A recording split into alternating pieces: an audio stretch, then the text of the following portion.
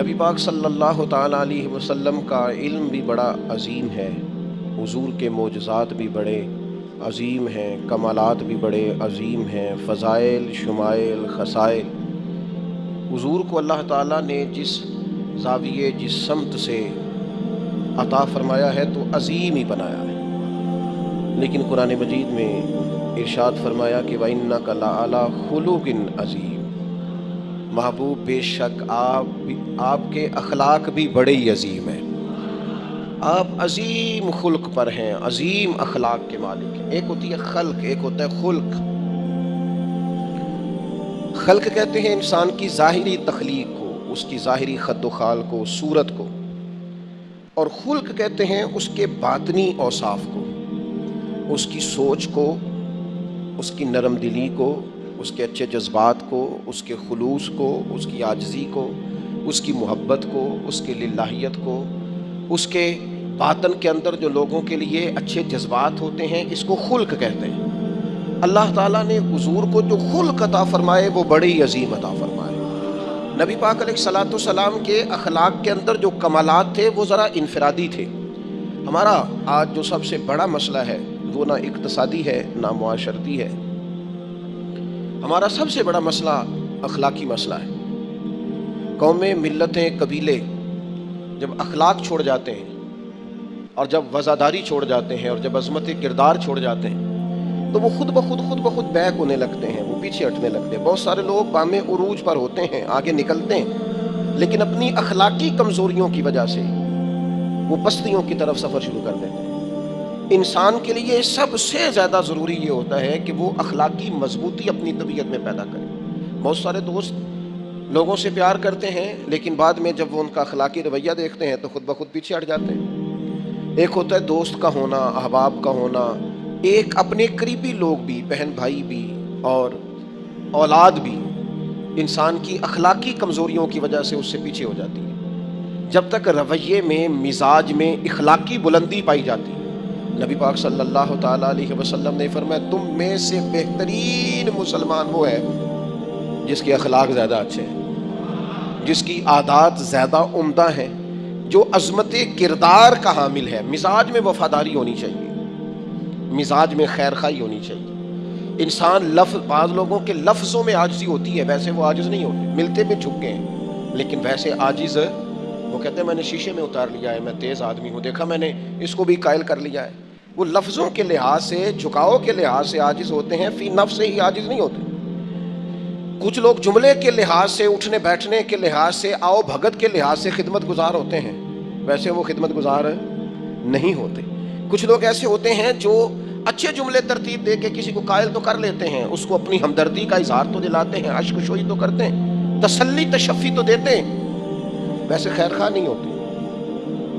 ویسے وہ بڑی اچھی دھیمی باتیں کر کے کہیں گے کہ یار کوئی مسئلہ نہیں، تو پریشان نہ ہو، تو ٹینشن نہ لے، میں تیرے ساتھ ہوں، پر نہیں نہ ساتھ ہوتے یار۔ زندگی میں وہ عجیب لمحہ تھا، وہ میرے ساتھ تھا پر میں تنہا تھا، ساتھ ہی تھا بندہ پر میں لوگوں کے ہجوم میں بھی اکیلا ہی تھا۔ اپنے اخلاقی رویے میں، خلق میں، مزاج میں، یعنی ڈھل جائے طبیعت انسان کی، اس کے رویے عمدہ ہو جائے اور یہ کام کشید نہ کرنا پڑے اسے۔ ہمارے علماء نے لکھا ہے خلق کا معنی یہ ہے کہ اچھے کام کرنے میں تکلیف نہ اٹھانی پڑے، خلق کا معنی یہ ہے کہ اچھے کام خود بخود بندے سے ہونے شروع ہو جائے، وہ خود بخود اچھے کاموں کی طرف اس کی طبیعت مائل ہو جائے، توجہ ہو جائے، اس کا مزاج بن جائے۔ یہ کب ہوتا ہے، کس وقت ممکن ہوتا ہے؟ جب آپ ہر وقت کی اخلاقی بلندی حاصل کرتے ہیں۔ نبی پاک صلی اللہ تعالیٰ علیہ وآلہ وسلم کا ایک طریقہ تھا کہ حضور کے مزاج میں اخلاق۔ بعض لوگ ایسے ہوتے ہیں جو بعض اوقات ایسی حرکت کرتے ہیں، ہوتے ہیں لوگ جو ایسی حرکت کرتے ہیں کہ سخت رد عمل کی ضرورت ہوتی ہے۔ بندے کا دل کرتا ہے نرا ڈانٹے نہ، ڈنڈا بھی پکڑ لے، کرتے ہیں بعض اوقات بات دوست ایسے کام۔ اور پھر ایک اور بڑا خطرناک رویہ ہوتا ہے، آپ کو پتہ ہے اسلام نے سب سے زیادہ ناپسند کسے کیا؟ غیبت کو۔ آپ کسی کے خلاف، کسی کے قبیلے، گھر کے خلاف کسی کونے میں کھڑے ہو کے بات کریں، پہنچانے والے پہنچا دیتے ہیں، جو مزے لے کے سنتا ہے وہ مزے لے کے پہنچاتا بھی ہے، یہ پکی بات ہے۔ جس نے آپ کو ٹائم دیا نا سننے کا، وہ باز نہیں آئے گا، وہ پہنچائے گا بھی۔ آپ کی اخلاقی کمزوری نظر آ جائے گی، واضح ہو جائے گی، آپ سامنے والے۔ اچھا کچھ لوگ وزادار ہوتے ہیں، انہیں پتہ چل جاتا ہے بندہ ٹھیک نہیں، لیکن پھر بھی وہ قبول کریں تو اس کا مطلب ہے وہ بندہ اعلیٰ ظرف ہے جس نے رکھا ہوا ہے. تو یہ سمجھتے میں چلاک ہوں, میں اپنی تیزی کے ساتھ گزارا کر رہا ہوں. وہ اعلیٰ ظرف ہے جس نے اتنا کچھ پتا ہونے کے باوجود بھی تیرے لیے کوئی لفظ, وہ بندہ با اخلاق ہے, با مروت ہے, وفادار ہے, وفادار ہے. تو میرے عزیز, نبی پاک علیہ الصلوۃ والسلام نے ان اخلاق کی طرف ہماری توجہ دلائی ہے جن میں لوگ بچتے نہیں کہ یہ کام میں نے نہیں کرنا, مجھے کیا لگے, میرا کیا لینا دینا. مثلاً ایک تاجر تھا حضور کے زمانہ نور میں, وہ پھلوں کی تجارت کرتا تھا, مشکات شریف میں موجود ہے. کسی وجہ سے اسے نقصان ہو گیا. تو انسان جب تجارتیں کرتا ہے, زندگی گزارتا ہے, تو جہاں اسے نفع ملتے ہیں وہاں کہیں کہیں اسے خسارے بھی ملتے ہیں. تو الگ بات ہے کہ ہم صرف نفعوں کے قائل ہوتے ہیں, خساروں کے قائل ہی نہیں ہوتے. وہ تاجر تھے, پھلوں کے تاجر تھے, بڑی اچھی تجارت کرتے تھے, کسی وجہ سے نقصان ہو گیا. اب وہ حضور کی بارگاہ میں آئے. ہمارے ہاں یہ ہوتا ہے کہ لوگ کہتے ہیں میرا کیا لینا دینا, بلکہ اگر کوئی بندہ اس طرح کا مسئلہ حل بھی کرا رہا ہو تو کہنے حضرت صاحب تہاڈا نہیں ہے کام. اس تاجر نے اس بارگاہ میں آ کے کہا جہاں جو آ جاتا ہے ہمیشہ بامراد ہی جایا کرتا ہے. یا رسول اللہ صلی اللہ تعالی علیہ وسلم, میں پریشان ہو گیا ہوں. اور پہلے جب آدمی مالدار ہوتا ہے تو دائیں بائیں راشدی ہوتا ہے, اور جب اس طرح کے حالات ہو جائیں تو وہ جو بڑے قریبی ہوتے ہیں وہ بھی کئی دفعہ ساتھ چھوڑ جاتے ہیں. ساری عمر ہی آٹا گدا ہے, لکھاں کیتے پیڑے, اب وقت آیا ہی تے محمد بخشا کوئی نہیں ہو بیٹھا نیڑے. لوگ نکل جاتے ہیں, کمزور پڑ گیا بندہ بیچارہ. حضور کی بارگاہ میں عرض گزار ہوا, یا رسول اللہ تکلیف میں ہوں. تاجر تھا, پھلوں کی تجارت کرتا تھا اور مشکات میں موجود. نبی پاک علیہ السلام نے دعا بھی فرمائی, کرم نوازی فرمائی, رحمت بھی فرمائی, عطائیں بھی فرمائی. لیکن حضور نے نا صحابہ سے فرمایا سارے مل کے اپنے بھائی کی مدد کرو. تھوڑے پیسے کسی نے دیے, تھوڑے کسی نے دیے, تھوڑے کسی نے دیے, مل. اور ایسے لوگوں سے جو لوگ بڑے اس کام کے لیے ہر وقت ذہنی طور پر تیار رہتے تھے, ان لوگوں سے کہا اس کے ساتھ چلو. لیکن اس کا قرضہ ابھی بھی جتنا چڑھ گیا تھا اتنے پیسے جمع نہیں ہوئے تھے. اللہ کرے میں آپ کو سمجھاؤں, یہ بھی اخلاقی بلندی والا کام ہے کہ کسی شخص کی کمزوری میں اسے اٹھانا, گرتے ہوئے کو سنبھالنا, پھسلنے والے کو سہارا دینا, بکھرنے والے کو بکھرنے سے بچا لینا, ٹوٹنے والے کو ٹوٹنے سے بچا لینا, پریشان ہو جانے والے کو سمیٹ لینا. اللہ کے پیارے رسول صلی اللہ تعالی علیہ وسلم نے فرمایا اپنے بھائی کی مدد کرو. لوگوں نے مدد کی, لیکن اس حد تک اس کے پاس پیسے نہ ہوئے جتنا اس کا قرضہ تھا. اب حضور نے ان لوگوں کو بلایا جن کے اس نے پیسے دینے تھے, اور پیسے دینے والوں سے کہا کہ اس کے پاس اتنے ہیں, اتنے لے لو, اور چلو تم بھی کچھ نیکی کرو, کچھ لے لو کچھ چھوڑ دو. یہ کون کرا رہا ہے؟ رحمت للعالمین نبی. اور ہمارا جب کوئی بندہ اس طرح الجھ جاتا ہے پھر تو وہ ساڑھا لگتا ہی کچھ نہیں نا. اتنے دنوں تک نہ رشتہ داری ہوتی ہے, نہ دوستی ہوتی ہے, نہ تعلق. وہ تیری آنکھ ہو یا سنگ ملامت کی چبھن, کون پہنچا ہے میرے درد کی گہرائی تک. دور شہرت میں تو یاروں نے کیا یاد بہت, پر ساتھ آیا نہ کوئی کوچے رسوائی تک. جب حالات خراب ہوتے ہیں تو سب سے پہلا کام یہ ہوتا ہے میرا تعلق کوئی نہیں, اور جب ٹھیک ہوتے ہیں تو پھر بڑی لمبی رشتہ داری نکلتی ہے. ہو کہتے ہیں وہ بڑی دور کے میرے قریبی تعلقات ہیں, بڑا دور کا رشتہ ہے, میرا بڑا قریبی لین دین ہے. تو بڑی عمدگی سے لوگ بڑی دور شہرت میں تو یاروں نے کیا یاد بہت, پر ساتھ آیا نہ کوئی کوچے رسوائی تک. جو عرض کرنے جا رہا ہوں اس پر آپ نے زیادہ غور کرنی ہے کہ اگر کوئی آدمی گر رہا ہو تو گرتی دیوار کو دھکا نہیں دینا, اسے سنبھالنا ہے. اس شخص کو وہ یار حالات ہو جاتے ہیں اوپر نیچے, انسان کمزور پڑ جاتے ہیں. راہ چلتے چلتے کئی دفعہ گاڑی کا صرف پیٹرول ہی ختم نہیں ہوتا, جو مفت میں پانی ملتا ہے کئی جگہوں پہ وہ بھی ختم ہو جاتا ہے, اور قریب قریب اس کی بھی کوئی شناخت نہیں ہوتی. کئی دفعہ صرف اور صرف پیٹرول کا مسئلہ نہیں ہوتا, وہ جو 20 روپے میں ہوا ٹائر میں بھری جاتی ہے کئی جگہوں پہ وہ بھی نہیں ملتی. تو تسلی کے لیے اخلاقی رویہ یہ ہونا چاہیے کہ اگر کوئی بندہ کہیں کمزور پڑ رہا ہے, گر رہا ہے, تو اس کی اس کمزوری پر اسے تھاما جائے, اس کی حوصلہ افزائی کی جائے, تسلی دی جائے. لیکن ہمارا یہ ماحول نہیں ہوتا. میں اکثر کہتا ہوں دوستوں سے کہ جو آدمی اپنے گھر کی تیسری منزل شروع کرتا ہے نا, تیسرا لینٹر ڈالتا ہے, اسے سارے جا کر بھائی آپ کو کم ہو جاتے دسی, بھائی ہونے کیوں دس رہے ہیں, مالدار آدمی ہے تیسرا لینٹر ڈال رہا ہے. لیکن وہ بیچارہ غریب آدمی جو بالے ڈال رہا ہے اور لکڑی کی چھت ڈال رہا ہے, وہ اگر کسی سے جا کے کہتا ہے نا تھوڑی امداد کرا دے میرا کام رک گیا ہے, تو کہتے ہیں آپ نے پہلے بتانا تھا, اب تو نہیں نا, مطلب وہ تو بڑی پرانی بات تھی, وہ تو میں نے بانٹ دیا, رمضان میں بڑا کر دیا, فلانی جگہ بڑا. یہ لہجہ درست, یہ اخلاقی رویہ نہیں. درد دل اور چیز کا نام ہے, خیر خائی اور چیز کا نام ہے. وہ کسی نے کہا تھا کہ پلا کر گرانا تو سب کو آتا ہے, مزہ تو تب ہے کہ گردوں کو تھام لے ساقی. کوئی گر رہا ہو اس کا بازو پکڑنا، اس میں مزہ ہے، اس میں لطافت ہے، اس میں حسن ہے۔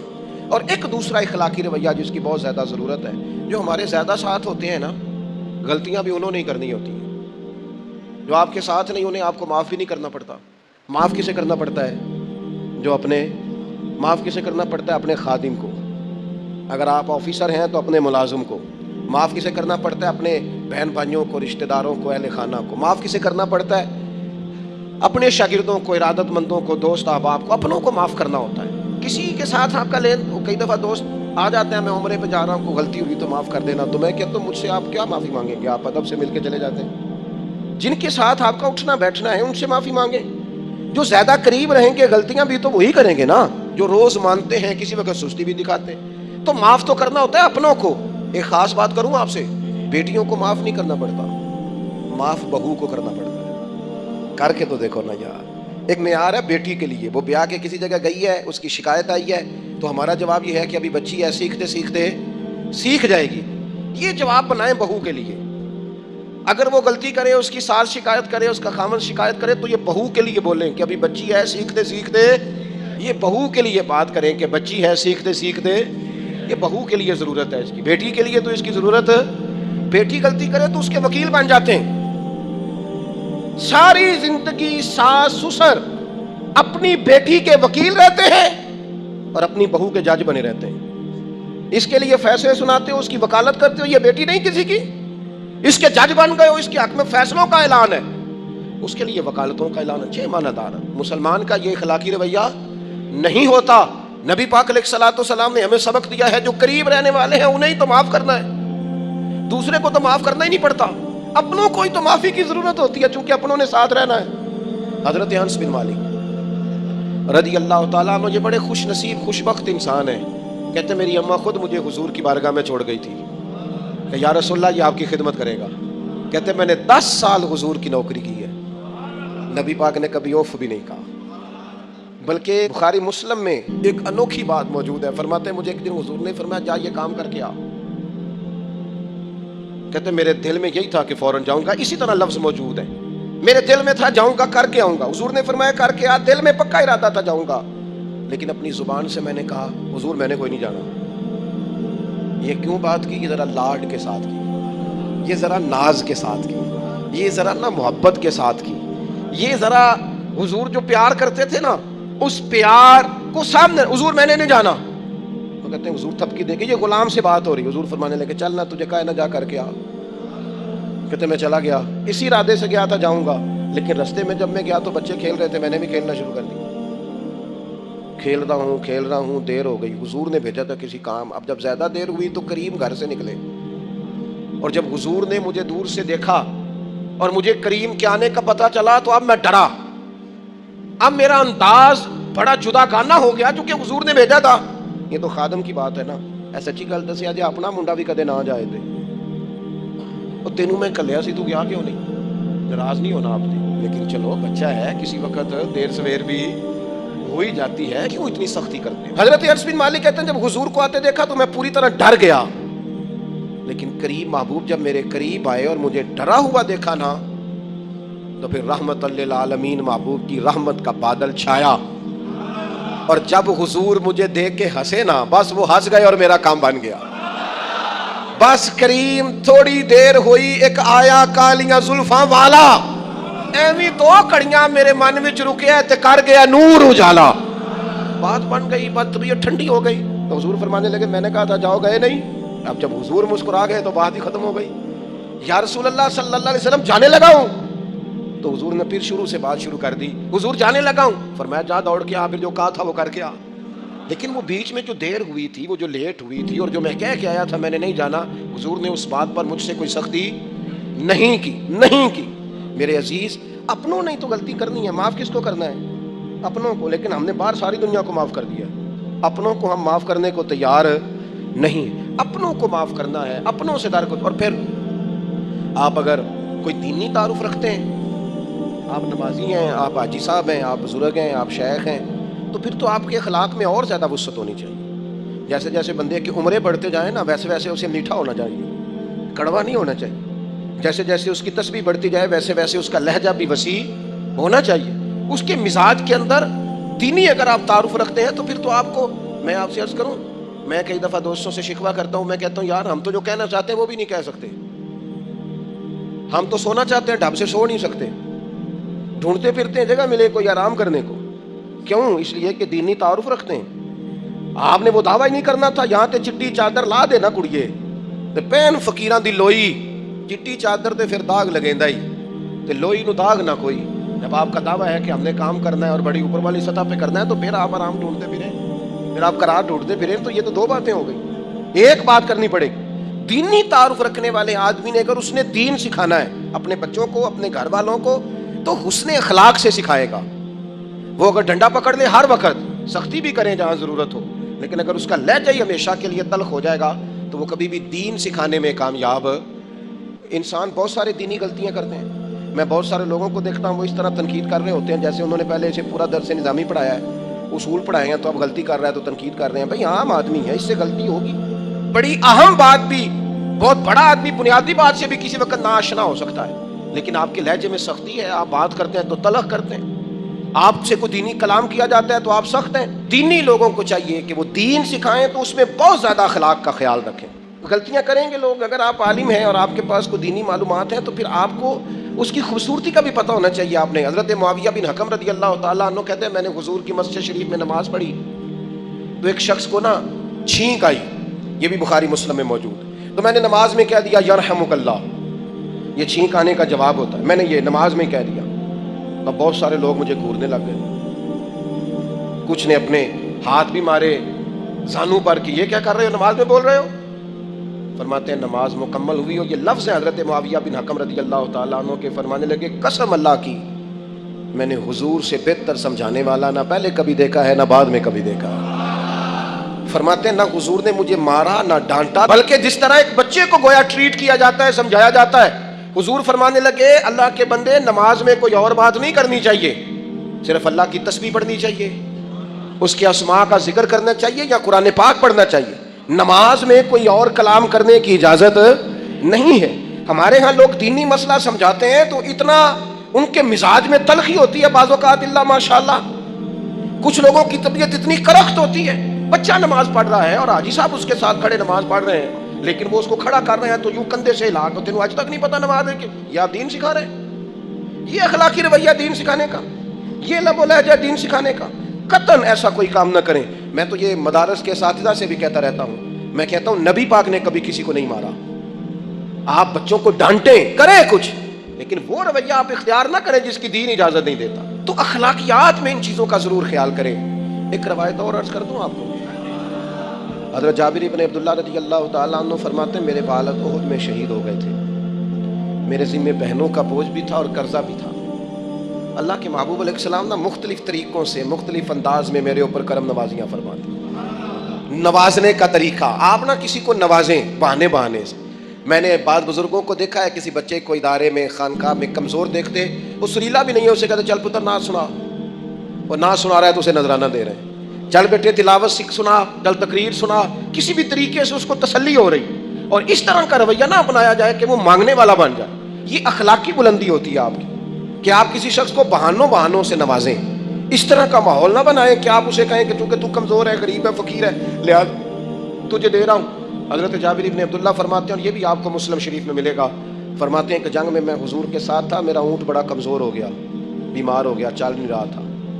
حضور میرے قریب آئے اور پیچھے آ کے فرمانے لگے اسے بھگاتا کیوں نہیں؟ میں نے کہا حضور بیمار ہے، کیسے بھگاؤں؟ تو نبی پاک نے نا اونٹ کو ایک درہ لگایا اور گویا پیغمبر اعظم نے حکم دیا، نبی رحمت نے، نبی اکرم نے حکم دیا، پر میں اونٹ بھاگتا کیوں نہیں؟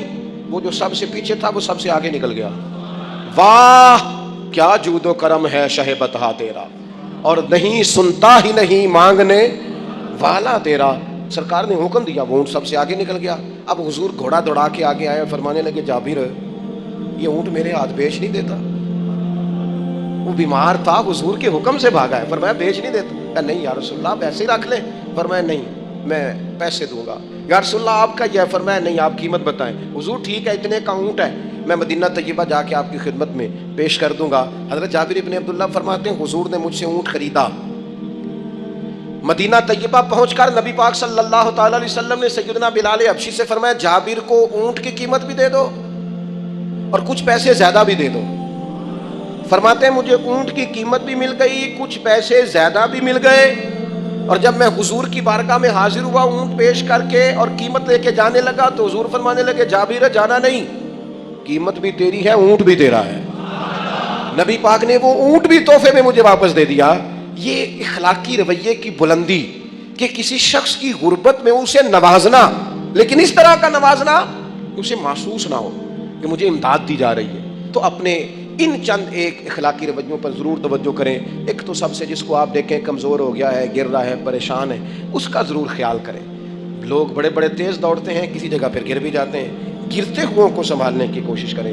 دوسری گزارش یہ کی ہے میرے عزیز، جو ہمارے قریبی لوگ ہیں انہیں تو ہم نے معاف کرنا ہے، اپنوں کو ہی تو ضرورت ہوتی ہے کہ درگزر کر کے اپنے ساتھ رکھا جائے، پیار کر کے اپنے قریب کیا جائے۔ اور تیسری گزارش یہ ہے کہ اگر آپ کسی کو دینی پیغام دینا چاہتے ہیں تو نہایت محبت کے ساتھ، نہایت خلوص کے ساتھ دینی مسئلہ آپ کسی کو بھی بتائیں تو اسے چھوٹا بچہ سمجھ کر آپ ڈیل کریں، شدت نہ اختیار کریں دین بتانے میں، وہ لہجہ اختیار نہ کریں جس لہجے میں محسوس ہو کہ آپ خود بااخلاق نہیں ہیں تو آپ کسی کو کیا سمجھائیں گے۔ اور چوتھی گزارش یہ کی ہے جب کسی کی مدد کریں اسے رسوا کر کے نہیں، کسی کی پھیلی جھولی دیکھ کر خوش ہو کے نہیں، بلکہ آپ اعزاز بھی اس شخص کو عطا کریں اور رویہ اس طرح کا اختیار کریں جس میں محسوس ہو کہ اس کی عزت نفس مجروح نہیں ہوئی۔ ان چیزوں کو پیش نظر رکھ کے جب اخلاقی بلندی ہم حاصل کریں گے نا، ایک میں اور بات بڑی ضروری آپ کی خدمت میں عرض کروں، جو آدمی بھی اپنے آپ کو بڑا سمجھتا ہے، وہ مالی طور پہ بڑا ہے، علمی طور پر بڑا ہے، عہدے کے طور پہ بڑا ہے، قبیلے کے طور پہ بڑا ہے، خاندان میں بڑا ہے، وہ کسی بھی مقام پر کسی بھی انداز میں بڑا ہے،